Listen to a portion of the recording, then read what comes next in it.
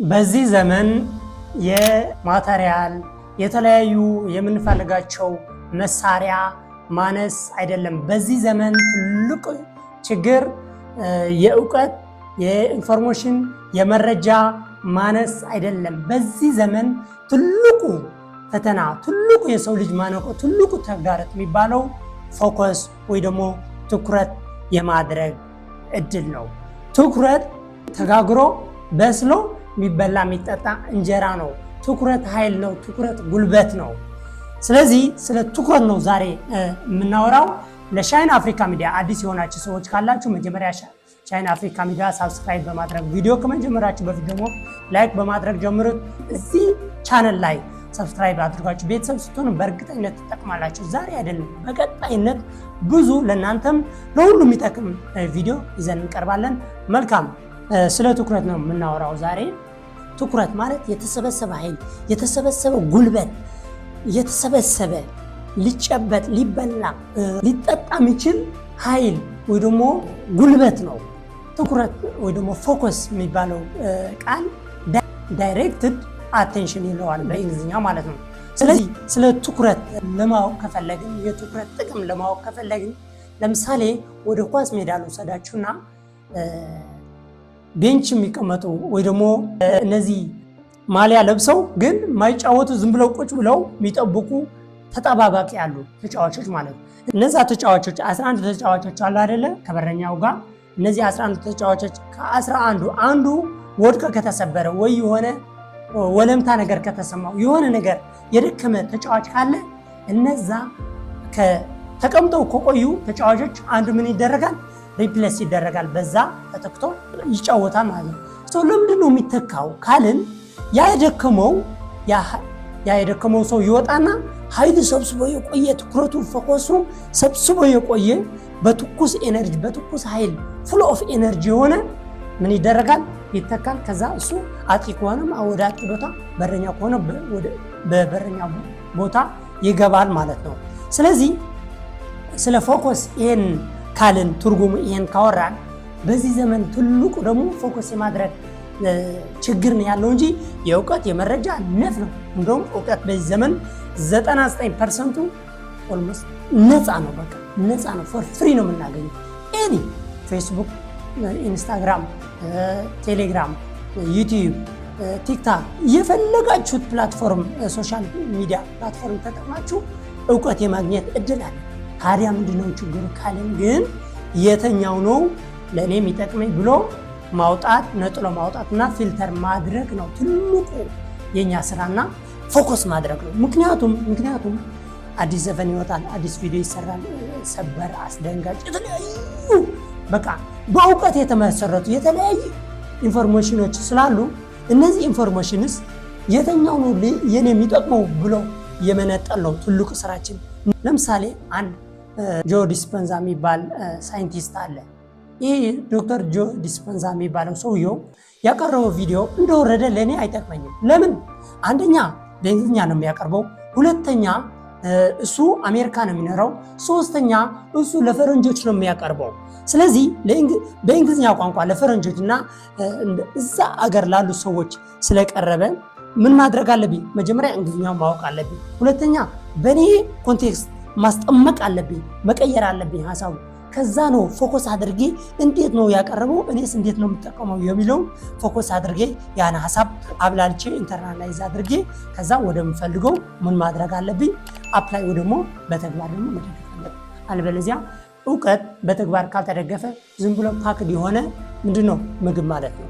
ስለ ፎከስ ይሄን ካልን ፎከሳችን የሚበታቱን ነገሮች ደግሞ እነዚህ ቅድም የጠራኋቸው ቲክታክ፣ ኢንስታግራም፣ ቴሌግራም፣ ፌስቡክ፣ ዩቲዩብ እነዚህ ምንድን ናቸው?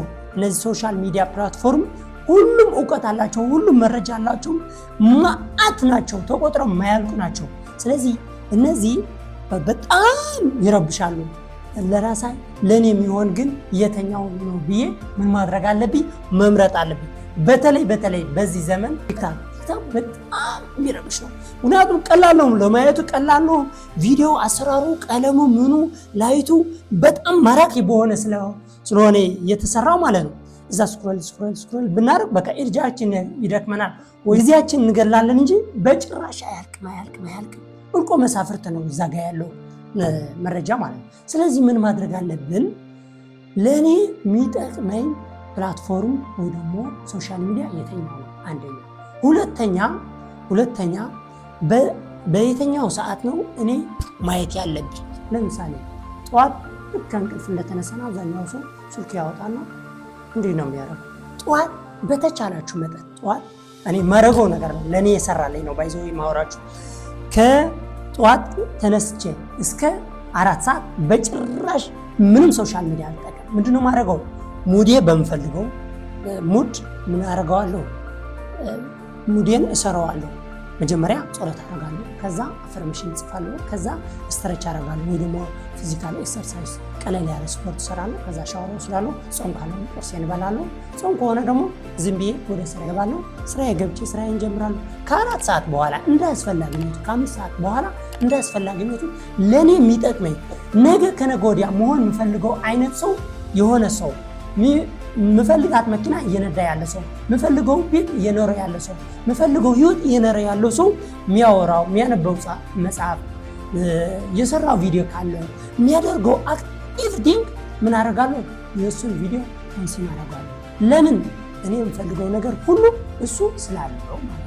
ካልሆነ ከሌ ምን አይነት ቪዲዮ ሰራች ብዬ ማይ ከሆነ እንተፈንተ ነው በቃ የሚሆነው። በቃ ውሃ ቅዳ ውሃ መልስ። ትላንት የነበረው ህይወት ዛሬ ደግመዋለሁ፣ ዛሬ ያለኝ ህይወት ነገ ደግመዋለሁ ማለት። አለበለዚያ ግን ምን ማድረግ አለብኝ? ለኔ የሚጠቅመኝ ነገር መርጬ ፎከስ አድርጌ ቱ ዘ ኤንድ ምን ማድረግ አለብኝ?